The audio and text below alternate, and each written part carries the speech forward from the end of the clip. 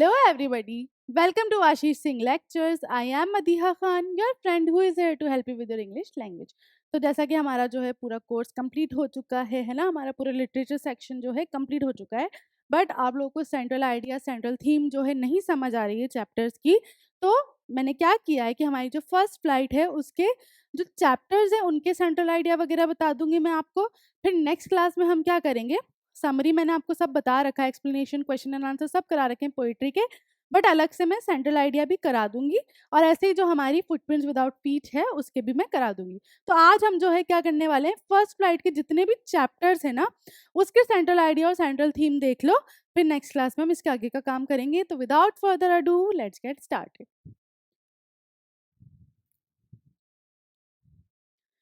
ठीक है, तो हमारा पहला चैप्टर क्या था, अ लेटर टू गॉड, है ना। लेटर टू गॉड हमने पढ़ा था, लेंचो के बारे में पढ़ा था कि कितना उसका यकीन था गॉड के ऊपर और किस तरीके से बैंक वालों ने, सॉरी पोस्ट ऑफिस वालों ने उसकी हेल्प भी की, लेकिन उसे लगा कि उन्होंने चोरी की, है ना। तो इस तरीके से स्टोरी थी। इसकी थीम देख लो। The lesson demonstrates 3 points. ठीक है, इस लेसन में हमने जो है 3 पॉइंट्स मेन देखे हैं। पहला, it demonstrates Lencho's steadfast confidence in God. His trust is confirmed by the fact that those who assist him are people, है ना। तो उसका क्या था कि भाई पहला पॉइंट तो ये देखा कि उसका मतलब इतना पक्का यकीन था गॉड के अंदर कि भाई वो कुछ भी मांगे गॉड ही देंगे उसे, कोई दूसरा नहीं देगा, इतना उसका ट्रस्ट था।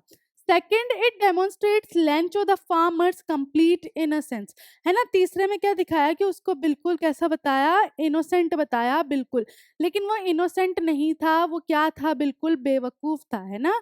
लेंचो इनोसेंट नहीं था। इनोसेंट किसे बोला जाता है, जो बिल्कुल मासूम होता है ना। लेकिन यहाँ पे जिस तरीके से लेंचो का यकीन था ना गॉड पे, वो क्या था, बेवकूफी थी, है ना। यकीन होना is a good thing, but इतना भी नहीं कि आप जो अच्छी चीज हो रही है सामने उसको भी नजरअंदाज कर दो। तो यहाँ पे लेंचो जो है मासूम नहीं था, बेवकूफ था। Clear. Third, the lesson illustrates that even charity might go unnoticed at times. ठीक है, अब अगर क्या होता है इसमें, हमने ये भी देखा कि भाई पोस्ट ऑफिस वालों ने अच्छा काम किया, है ना, चैरिटी की, अच्छा काम किया, लेकिन वो भी क्या हुआ, क्योंकि लेंचो बेवकूफ था, इतना ज्यादा उसका गॉड में यकीन था कि उसे बाकी सब गलत ही लगते थे, तो उसने वो जो चैरिटी, जो अच्छा काम हुआ, उसे भी नजरअंदाज कर दिया। You might not receive any recognition for your kindness and giving. On the other hand, people can mistake you for a bunch of crooks. ठीक है, तो यहाँ पे क्या हो रहा था, सेम वही बात हुई कि जो पोस्ट ऑफिस वाले थे उनके साथ क्या हुआ, उन्होंने इतना अच्छा काम किया, अपनी सैलरी में से थोड़ा थोड़ा हिस्सा करके उन्होंने उसे, जितने उनसे हो सके थे, पूरे नहीं हुए लेकिन जितने हुए उन्होंने किए। बट लैंचो ने क्या किया, उसकी बेवकूफ़ी में उसे लगा कि भाई इन लोगों ने पैसे चुरा लिए, उसके गॉड ने उसे डेफिनेटली पूरे ही भेजे थे, है ना, लेकिन इन बंच ऑफ क्रुक्स ने उसके पैसे चुरा लिए। तो वैसा ही यहाँ पे थीम में क्या देखा हमने कि कभी कभी आप किसी के लिए अच्छा भी करते हो तो आप ही बुरे भी हो जाते हो। क्लियर।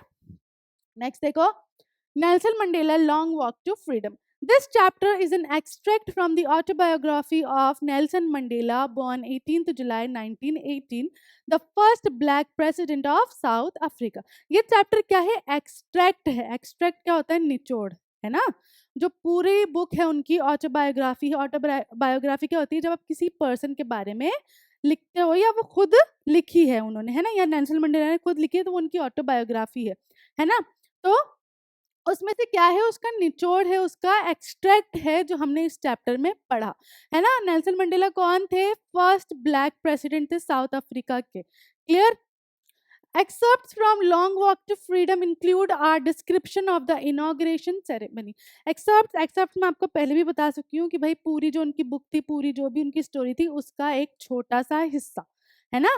तो उसमें क्या था, क्या बताया गया कि भाई एक इनॉग्रेशन वाला सीन था, वो लिया था उस पूरी बुक में से। उनकी जो ऑटोबायोग्राफी थी उसमें से सिर्फ वो जो इनॉग्रेशन वाला सीन था, उद्घाटन वाला, वही पढ़ा था हमने, है ना, वही लिया गया था।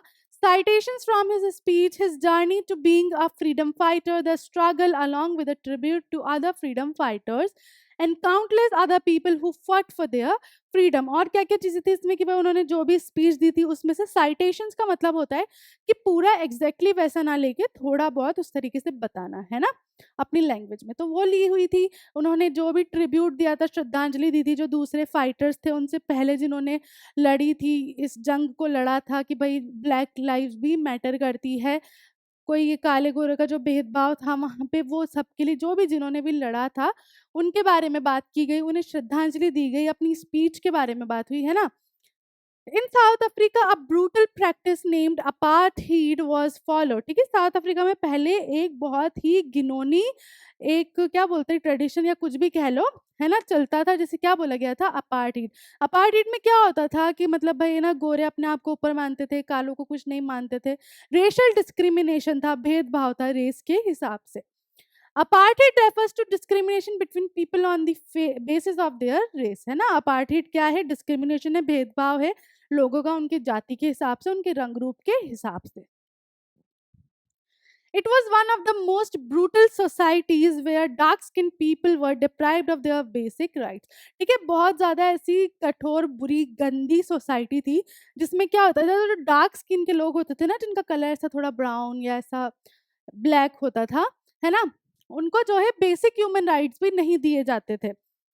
This lesson gives us an overview as to how Nelson Mandela, along with others, carved their way to a society where there will be no discrimination on the basis of their color, caste, race, age और gender. ये जो lesson है ये हमें पूरा किस बारे में बताता है कि भाई किस तरीके से नेल्सन मंडेला और उनके जो भी दूसरे साथी थे, उन्होंने किस तरीके से अपना एक रास्ता निकाला, लड़कर हर तरीके से प्रोटेस्ट कर कर कि भाई कोई डिस्क्रिमिनेशन नहीं था, क्योंकि अब नेल्सन मंडेला खुद वहाँ के प्रेसिडेंट बन चुके थे, तो उन्होंने सारा डिस्क्रिमिनेशन सब हटा दिया था, सब इक्वल थे उनके लिए। क्लियर? देख लो। चले आगे। अब टू स्टोरीज अबाउट फ्लाइट था नेक्स्ट चैप्टर, उसमें दो पार्ट थे, है ना। पहला क्या था, हिज फर्स्ट फ्लाइट, और दूसरा था ब्लैक एरोप्लेन। तो मैं दोनों की तुम्हें अलग अलग थीम बता रही हूँ। तो पहला क्या था, his first flight. His first flight is a story of hesitation, trial and error and finally getting success in the and. ठीक है, इसमें जो मेन थीम है वो क्या थी कि भाई वो जो हमारा जो बर्ड होता है वो क्या होता है, बहुत हिचकिचाता है, उसे लगता है कि वो गिर जाएगा, उसे डर लगता है ना। और मतलब क्या है इस स्टोरी में हमने क्या देखा कि हिम्मत करो, हिम्मत करोगे तो सफलता भी मिलेगी, जैसे कि उस बर्ड को मिली थी, है ना। It is an interesting story of a hesitant and timid seagull learning the art of flying. ठीक है, एक ये स्टोरी जो है किसके बारे में थी, एक सीगल के बारे में थी जो बहुत ज्यादा हिचकिचाता था और बहुत डरता था, बहुत डरपोक था कि उसे जो है उड़ना नहीं आता था। While his two brothers and sister had already learned flying, his fear and hesitation stopped him from doing so.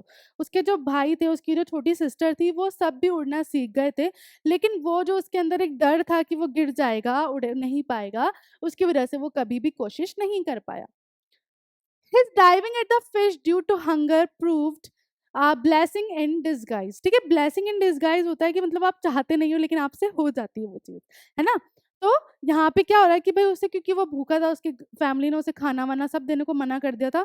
उसके बाद क्या हुआ कि भाई उसने, जब उसकी मदर आती है वो रुक जाती है ना? क्योंकि माँ से बेटर कोई नहीं जानता अपने बच्चे को।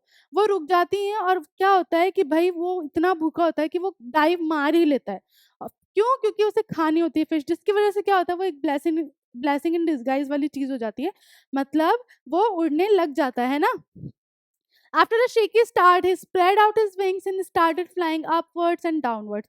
पहले वो काफ़ी हिलता-डुलता है, उसे लगता है कि वो गिर जाएगा, फिर वो अपने विंग्स फैलाता है और उन्हें ऐसे से फ्लैप करने लगता है ऊपर-नीचे। It was his first flight. The author gives a message that no one attains success instantly.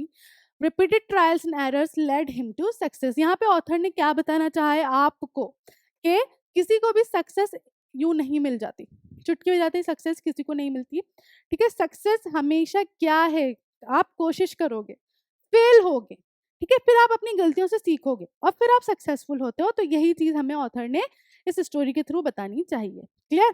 दूसरी थी black aeroplane. Aeroplane Frederick Forsyth describes quite a unique but mysterious experience during his flight from Paris to London। ठीक है, हमारे जो pilot थे उनका नाम क्या था, फ्रेडरिक फॉरसाइथ।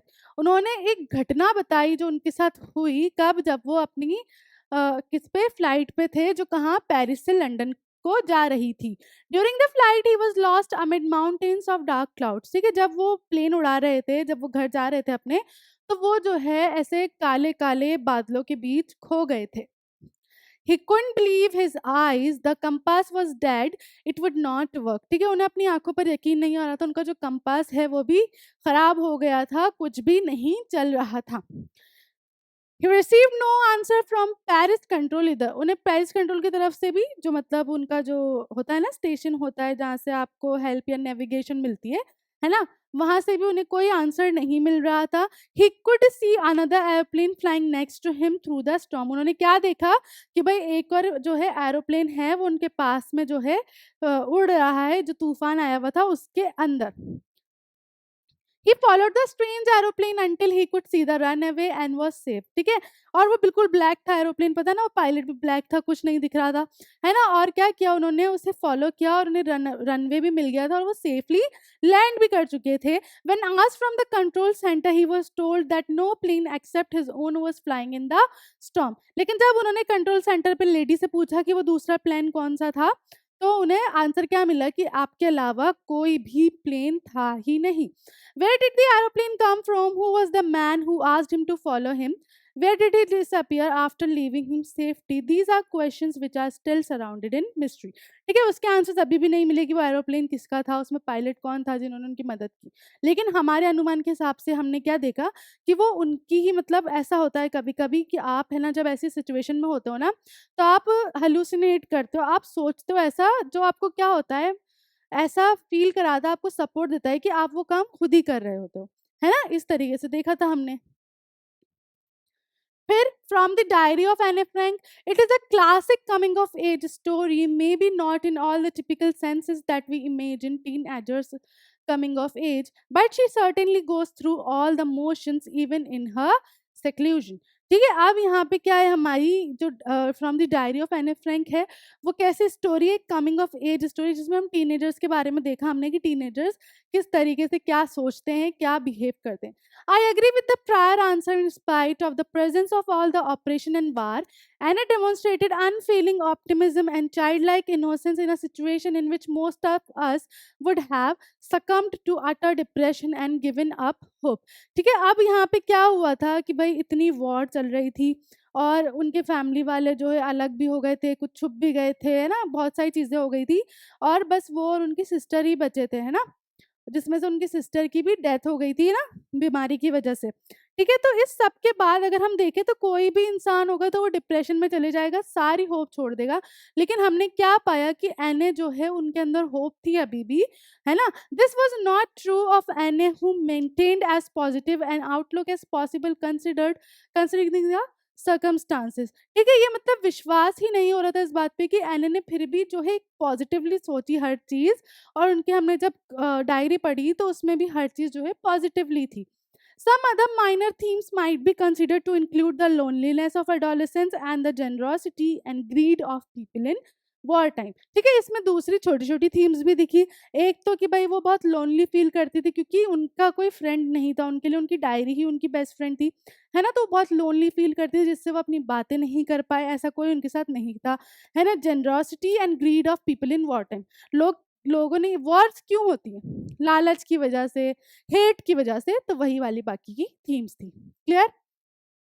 नेक्स्ट देखो द 100 ड्रेसेस. 100 ड्रेसेस के भी 2 पार्ट थे, दोनों का एक साथ देख लो, है ना.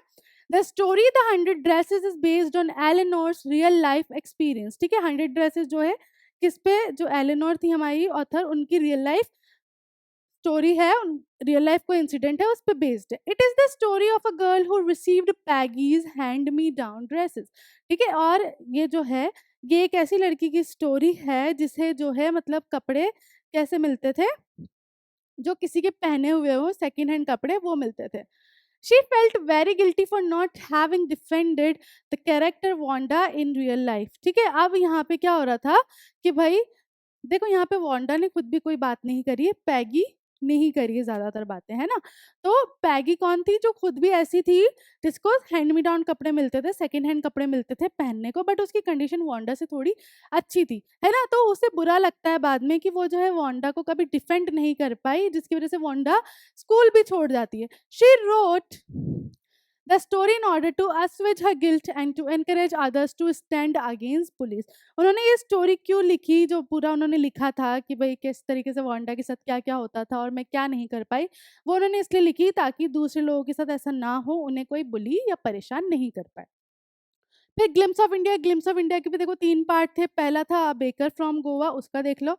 The writer presents a pen portrait of a traditional Goan village baker who still has an important place in its society. ठीक है, राइटर ने जो है एक मतलब पोर्ट्रे पोर्ट्रे पूरा एक मतलब स्केच दिया है किसका, एक गोवान विलेज, गोवा का विलेज है ना, उसमें जो बेकर है, जो बेक करता है चीजें, उसके बारे में, जिसकी अभी भी जो है सोसाइटी में प्लेस है।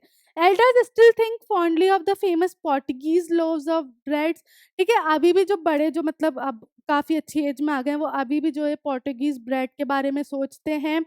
The family tradition is still carried on even today by the new generation of bakers और पैट्स इन गोवा। ठीक है, फैमिली ट्रेडिशन जो मैंने तुम्हें बताया था कि भाई अगर किसी की एनिवर्सरी है, किसी की शादी, उसमें क्या क्या होता था, है ना, वो अभी भी चलता है।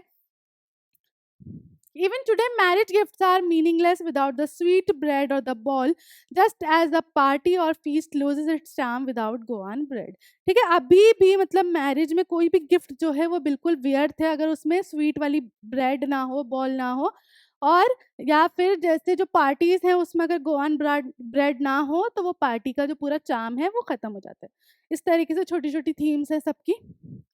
कूर्ग, कूर्ग के बारे में क्या था, the people of Coorg are fiercely independent. ठीक है, हमने इसमें क्या देखा था कि जो कूर्गीज थे वो कैसे थे, बिल्कुल मतलब इंडिपेंडेंट थे, डरते भी नहीं थे किसी से।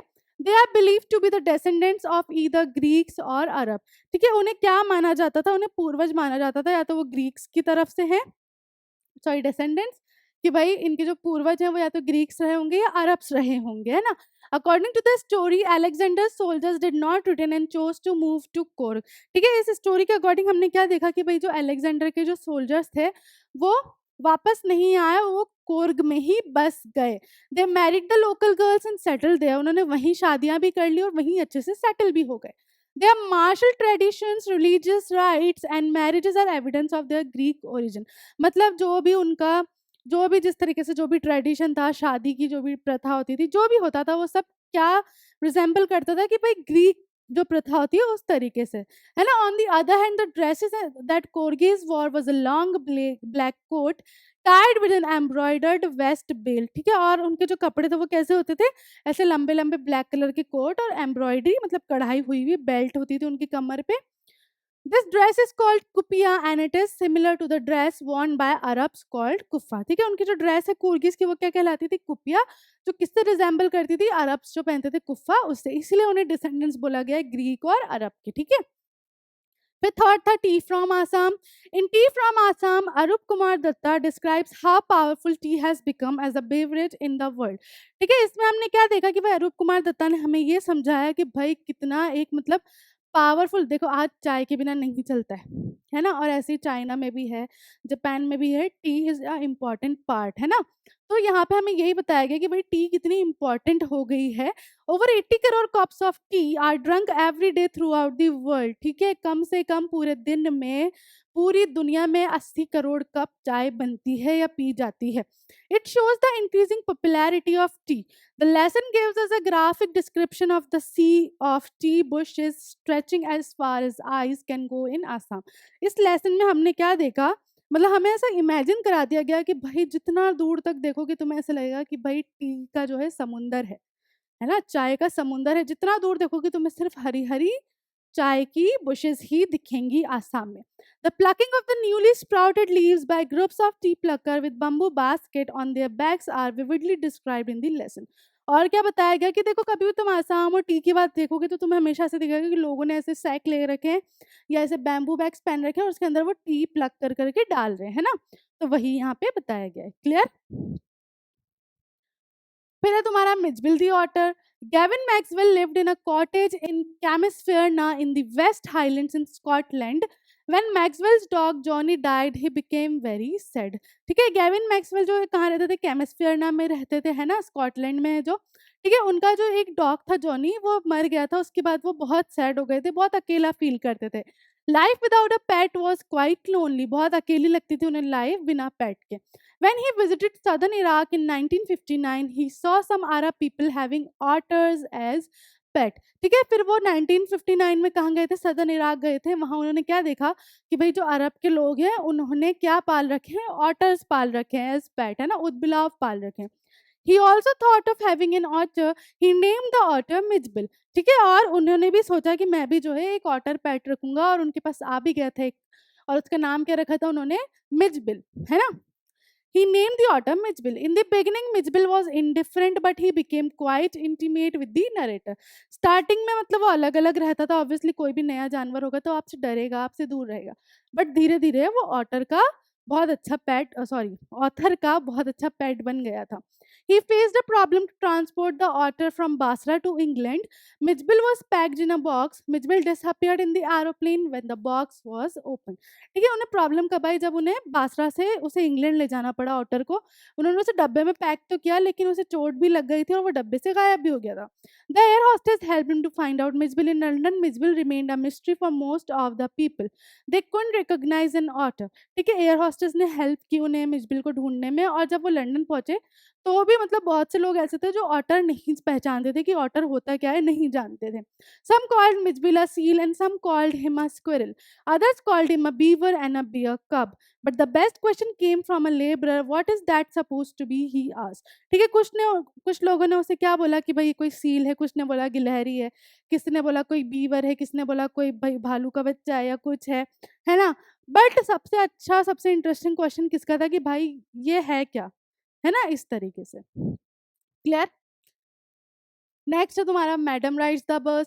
Through Valli in madam rides the bus, Valli का आनंद depicts the curious nature of the children. ठीक है, वल्ली के जरिए, जो हमारे वल्लिका आनंद है, ऑथर है, उन्होंने ये बताया कि भाई बच्चों में जो है कितनी क्यूरियोसिटी होती है, जिज्ञासा होती है चीज़ों को जानने की. The story also shows that how, ठीक है, ये हाउ है, डब्ल्यू है, how easily children are fascinated by new things, and their curiosity does not end without experiencing the delights of fantasy in their life. इस story में हमने ये देखा कि बच्चे कितनी जल्दी जो है किसी भी चीज़ से आकर्षित हो जाते हैं, कितनी जल्दी उन्हें उस चीज़ को जानने की उत्सुकता होती है, इंटरेस्ट आ जाता है, और उनकी वो जो क्यूरियोसिटी है वो कब तक ख़त्म नहीं होती जब तक वो चीज़ एक्सपीरियंस ना कर लें, ट्राई ना कर लें. Just as we see Valli has a desire to go on a bus ride. जैसे कि हमने इस स्टोरी में देखा कि वल्ली को जो है बस बहुत फैसिनेट करती थी, और उसे एक मतलब बहुत ज़्यादा इच्छा थी बस में जाने की, है ना.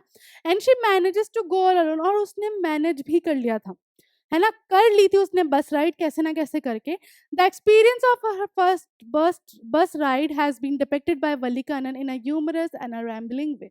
और जो एक्सपीरियंस था उसका पूरी बस राइड का, पहली उसकी बस राइड का, वो वल्ली कानन ने कैसे बहुत ह्यूमरस तरीके से भी बताई है, फनी तरीके से भी बताई है, और सेंस के साथ भी बताई है ना. फिर है तुम्हारा the sermon at Banaras.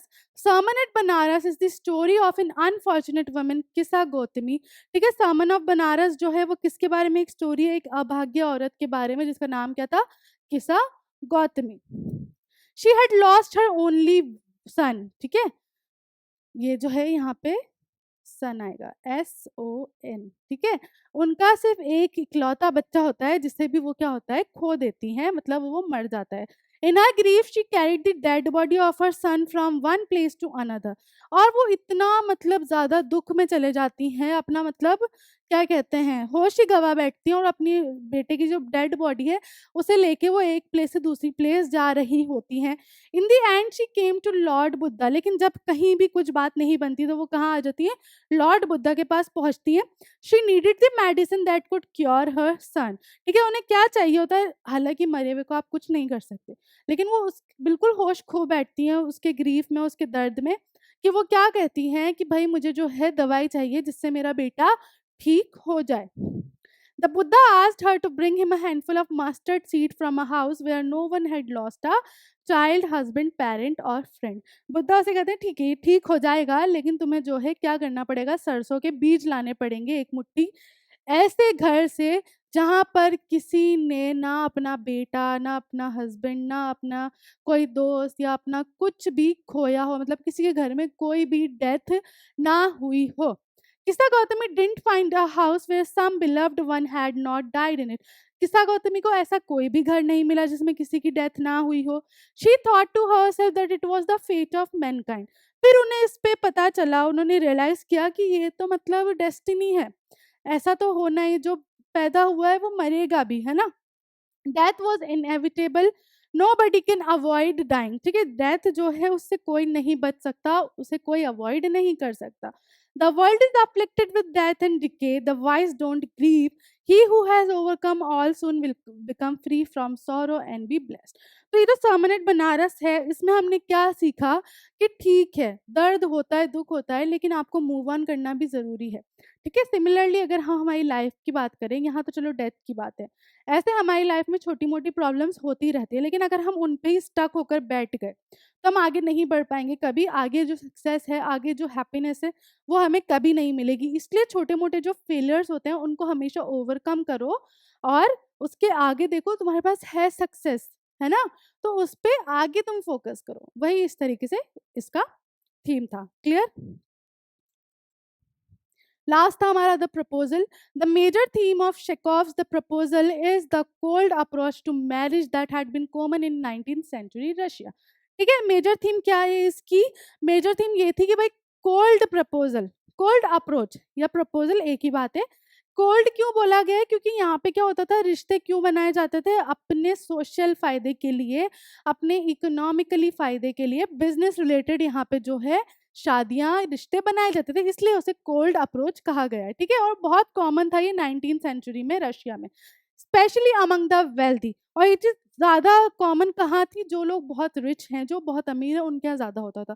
The play as a satire for this money driven type of marriage depicts the two main characters as excessively posh and desperately wanting to wed each other for economic security, blind to the fact they would not get along well। ठीक है, हमने इस पूरी story में पढ़ा satire होता है, satire कहा जाता है जब आपको कोई फनीली कोई मैसेज देना होता है ना, उसको आप बोलते हो सटायर। तो यहाँ पे ये प्ले जो था, हमने पूरा प्ले देखा, क्या होता है इसमें कि भाई जो दो लोग हैं वो क्या करते हैं, वो शादी तो इसलिए करना चाहते हैं कि भाई दोनों जो है इकोनॉमिकली सिक्योर हो जाए, दोनों मतलब उनका बिजनेस और जो भी है सब वेल सेटल रहे हमेशा। बट हमने पूरी स्टोरी में क्या देखा कि वो लड़ते ही रहते हैं, लड़ते ही रहते हैं दोनों। तो इससे हमने क्या देखा कि उन्हें शादी तो करनी है, लेकिन वो कभी भी गेट अलोंग नहीं करेंगे, कभी भी साथ नहीं चल पाएंगे। बस उन्हें तो ये क्या हुआ, ये कोल्ड अप्रोच ही हुआ ना, जहाँ पे कोई प्यार नहीं है, कुछ नहीं है, कोई फीलिंग नहीं है। बस हाँ, दोनों सिक्योर हो जाएंगे पैसों की, पैसों वाइज, लेकिन कोई फीलिंग नहीं है, हमेशा लड़ते रहेंगे, हमेशा उसको ऐसे ही पैनिक अटैक्स आते रहेंगे, और वो हमेशा उससे आर्ग्यू करती रहेगी। इस तरीके से ही हमने देखा। तो ये इसकी थीम थी। क्लियर। इसी के साथ ये क्लास यहीं ख़त्म होती है। मिलते हैं नेक्स्ट क्लास में, जिसको मैं आपको पोइट्री की भी जो भी सेंट्रल थीम वगैरह है वो अच्छे से समझा दूंगी। तब तक के लिए this is Madiha Khan signing off right now. Bye bye, have a nice day.